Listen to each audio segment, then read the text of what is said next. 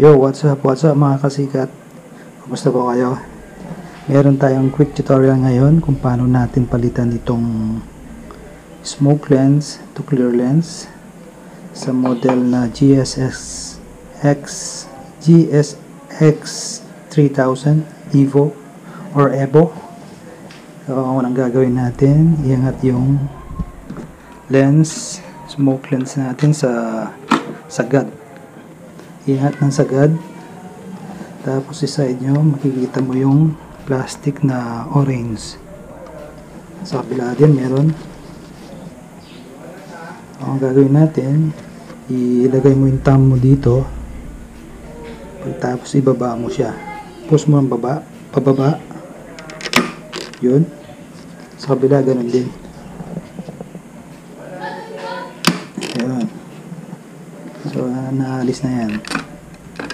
Okay na yan. So, ito yung clear lens natin. Alisin muna natin yung film. So, ganun din. Dapat nakaangat siya ng ganito. Tapos, itong bilog na to, meron siyang butas dito. I-shoot mo doon. Ito, shoot natin dito. Itong hook na to. Yan. Pag na-shoot na siya, i-push mo yung bandang dito, yung bilog, para mag-lock.